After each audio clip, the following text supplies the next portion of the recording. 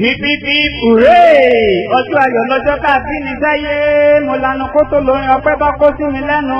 Torí ẹni méjì kọ́ o, bí ò ṣe torí Roslyn. Aya Adéyẹmí, ò gbọ́ bí ọjọ́ tó lápẹẹrẹ la bó lóríire ọmọ. Ọjọ́ ìkẹta oṣù ìkẹta òun la bó lóríire. Ẹni olóríire bí rẹ ló rán mi ní sí ayọ̀ sí ọ. Olúwakẹ́mi aya Akínwálé àǹtí ìrì àtàtà. Ó ní kí ọ bí ológun ẹrú. Ǹlẹ́ o, olóko òwò tó pawó délé. Oníyànjú aya ẹnjìníà tó mẹ̀rọ túká tó tún mọ̀ tó jọ yeye bólúwa ti fẹ́. Olólùfẹ́ mo fìyìn bólúwa, ìyá ògo olúwa ńlẹ̀. Ó ti tọdún èyí náà lórúkọ olúwa wàá ṣe púpọ̀ rẹ̀ lókè rùpẹ̀. Àwọn ẹ̀gbọ́n pẹ̀lú àbúrò rẹ̀ ń kọ́ o Tinúkẹ́dúpẹ́, Ọlọ́lá pẹ̀lú Màìkẹ́lì. Àwọn bàbá pẹ̀lú ìyá yín ń kọ́ Àdùkẹ́, Àkànní Mátíù. Lórúkọ olúwa wọn ò ní mọ bójì ọmọ láṣẹ Èdùmàrè. O gbọ́ bí aya Akínwálé ní kì ọ́ bí wọ́n ti kìran rẹ̀ ó jàre. Ó ní wípé kẹ́sìn lábẹ́ òkúta gan-an ló ti wá. Èmi náà ó kì ọ́ bí wọ́n ti kìran rẹ̀ ó jàre. Ẹjẹ́ ń gbé wìmí rẹ̀ gbá nítorí aláyẹyẹ. Ọmọ alágẹ̀mí yín ọmọ agbójó lọ́wọ́ ogun. Adé orí akí ẹ̀gbá ṣẹ̀kẹ̀ wúro lówó ẹyọ àná tó tòjẹ̀ ẹ̀rù. Ará Akínmọ̀jú, àjọpẹ̀rú mẹ́jọ́pẹ̀kọ ẹrú ní sinmi ẹ̀kọ́ ò lè ṣènìyàn nílé baba tó bí ọlọ́mọ. Ọmọ ẹni dúdú ò sí nílé, ọmọ ẹni pupa ò mọ bẹ́ẹ̀ dè. Ará Akínmọ̀jú, ṣe bẹ́yìn lọ́mọ agbójó lọ́wọ́ ogun. Ẹ̀yin lọ́mọ agẹ́sí bàǹbà, agẹ́sí bàǹbà. Eégún tó roko pẹ̀lú mi. Ẹni kó pẹ̀lú mi, orí a máa gbó orí kalẹ̀ lọ́jà. Ilájọbí, Taro Mose, Tayọ̀mbọ̀rọ̀ nírèkú, ọmọ ọrọ̀ nílé, ọmọ alákèésì, ọmọ òru làásìkà. Èèyàn tó ṣerú ọlọ́sàn àná, olúwa rẹ̀ ò ní lè fara rẹ̀ lọ.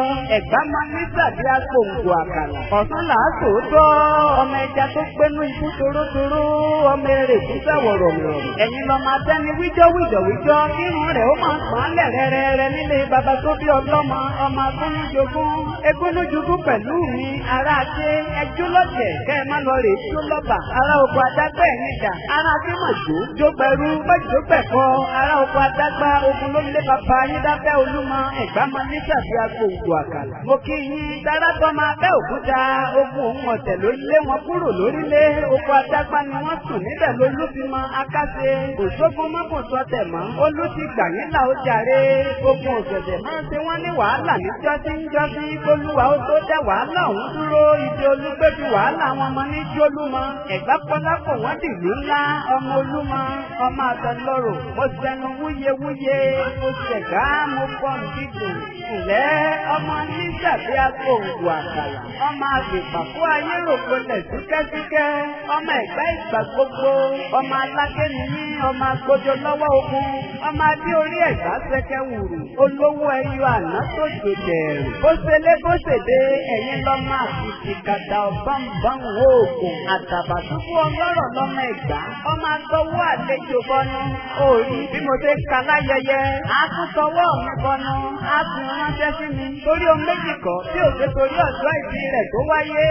Abíniláké, mo Fọlájagun. Ọmọ Ẹ̀gbá Fọlájà ó fèdèjà. Ẹ̀gbá ìwo ni wọ́n ń dá. Aláké ni wọ́n ní àbí ti bèrèkú. Gbẹ́kùrá ni wọ́n ní àbálẹ̀ Ẹ̀gbá òun. Pétaké ni àbí darọ́. Ẹ̀gbá kúkú lẹ̀gbá jẹ́ kó sọmọ Ẹ̀gbá tò. Ǹlẹ́ o, ọlọ́pọlọ pípé, olóko òwò tó pawó délé. Akúrú yẹjọ́ rùmúrùmú bí ẹ̀fọ́ etídò. Kúkúrú tí kú ò gbọdọ̀ pa lórúkọ Olúwa. O ní kánjú kúrò lókè rùpẹ̀. Má gbàgbé o, Olúwakẹ́mi. Aya Akínwálé ló ní mọ̀ kí ọ bẹ́ẹ̀. Bó o bá lo gba ọdún láyé, èmi ni kó o fi ṣe. As a celebrating your birthday this year, may you continue to grow stronger in the Lord. And everything you lay your hands upon shall continue to be prosperous. Your business will be going up. You will not go down. You will have no better yesterday. Every day of your life will be a new page for greater height. May you have reason to glorify the name of the Lord. Whenever you look back, you will always have things of thanks. So, àkótí ẹ̀rí Olódùmarè lèmi jẹ́ o. Happy birthday màmá wa fún mi Roslyn aya Adéyẹmí. Ẹ jáde lọ rè é wípáyé pé ká máa ka iye ọjọ́ wa. Ìgbà yìí la lè mọ̀ bá a ṣe dúpẹ́ lọ́wọ́ Olódùmarè. Gbogbo ẹbí rẹ̀.